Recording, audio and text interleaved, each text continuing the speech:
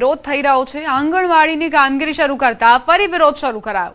અગાઉ વર્ષ 4 એપ્રિલ 2026માં આંગણવાડીનું કામ બંધ કરાવાયું હતું। બાળકો માટે જોખમી છે આ જગ્યા તેવી વાત સ્થાનિકોએ કરી। અગાઉ મેયર અને મ્યુનિસિપલ કમિશનરને પણ ફરિયાદ કરાઈ હતી। હાલમાં આંગણવાડીની કોઈ જરૂરિયાત ન હોવાનું નિવેદન આપ્યું છે।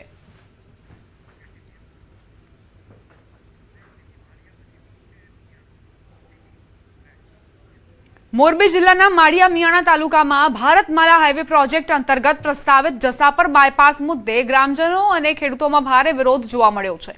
સર્વે અને જમીન સંબંધિત કાર્યવાહી માટે મામલતદારની ટીમ પોલીસ બંદોબસ્ત સાથે સ્થળ પર પહોંચી હતી, પરંતુ ખેડૂતોના વિરોધના કારણે અધિકારીઓને કામગીરી કરવામાં મુશ્કેલી પડી હતી અને હાલ પૂરતી કાર્યવાહી મોકૂફ રાખવામાં આવી છે।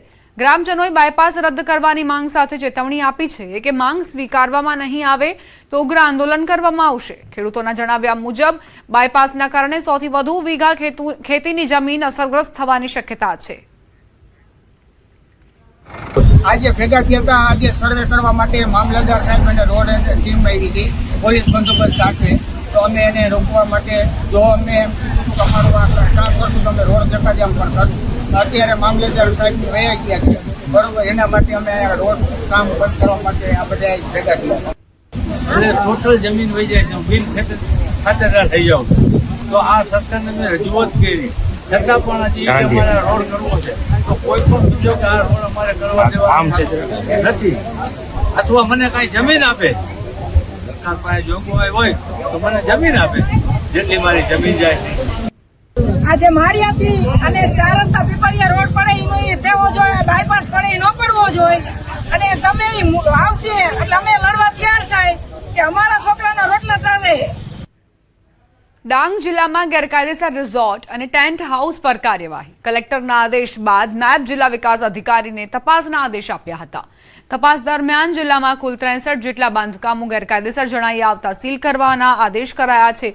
સાપુતારા આવતા લોકો પાસેથી કમાણી કરવા માટે સાપુતારા આસપાસ તળેટી વિસ્તારમાં ટેન્ટ હાઉસ, રિઝોર્ટ, હોટેલ, ધાબા બનાવી દેવામાં આવ્યા છે। ડાંગના એક જાગૃત નાગરિકે આવા બાંધકામો અને ગેમ ઝોનને લઈને સરકારના સ્વાગત કાર્યક્રમમાં સવાલ ઉઠાવ્યા હતા, જેને લઈને જિલ્લા કલેક્ટરે તપાસના આદેશ આપ્યા હતા।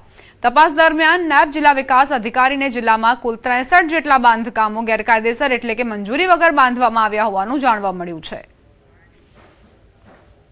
63 જેટલા લોકોએ બાંધકામ પરમિશન લીધેલ નથી, તેના ઉપર નોટિસ ગયેલી છે।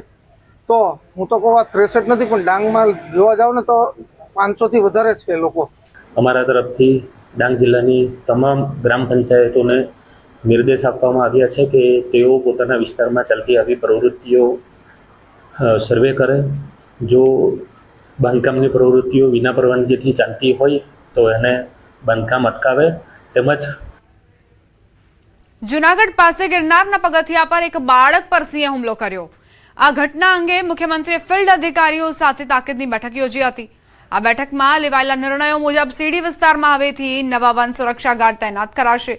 સંવેદનશીલ વિસ્તારોમાં કાયમી ચેકપોસ્ટનું નિર્માણ કરવામાં આવશે। યાત્રાળુઓની સલામતી માટે નવી એસઓપી તૈયાર કરાશે। આ ઉપરાંત સમગ્ર વિસ્તારને કાયમી સાયલેન્ટ ઝોન જાહેર કરી જંગલ પર ડ્રોનથી નજર રખાશે। આવી ઘટના ફરી ન બને તે માટે ટ્રેકર્સની સંખ્યા વધારવામાં આવશે અને વન વિભાગમાં બીટ ગાર્ડની ભરતી પ્રક્રિયા શરૂ કરાશે। ગિરનાર સિવાયના વિસ્તારોમાં સિંહોની પજવણીની ઘટનાઓ સામે આવી છે, ત્યારે તંત્ર એક્શનમાં આવ્યું છે।